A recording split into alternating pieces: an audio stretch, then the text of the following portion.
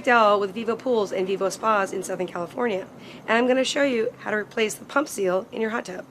First thing you want to do is shut the power off to the tub. Then you're going to want to drain your tub, because usually the pump is at the bottom, and once you take the pump out, it'll all drain out. And then locate the access panel for the pump.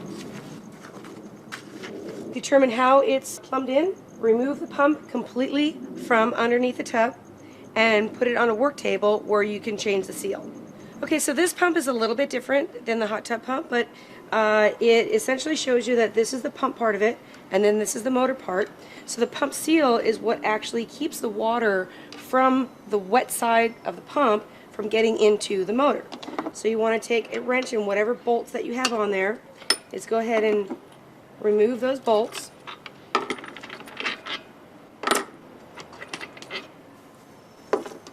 And then pull the motor off of the pump.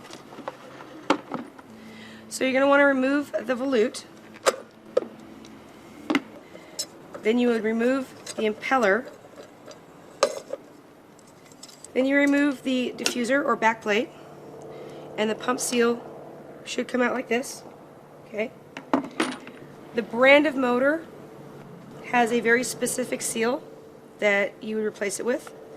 Now when you open this, you want to make sure that you're not going to touch with your fingers this ceramic edge right here, because your fingerprint, the oil and the dirt from your fingers may damage that, and you may have a leak where you touched it. Okay? You put it back in, reinstall it, put your volute back on. The impeller will have the other part of that pump seal. Replace it with the metal side towards the impeller. Put the new one on, put your impeller back on, put the volute back in place, and then reinstall the motor into the pump, put your bolts in, and tighten very securely. I'm Krista McDowell with Vivo Pools and Vivo Spas in Southern California, and that's how you replace a pump seal in your hot tub.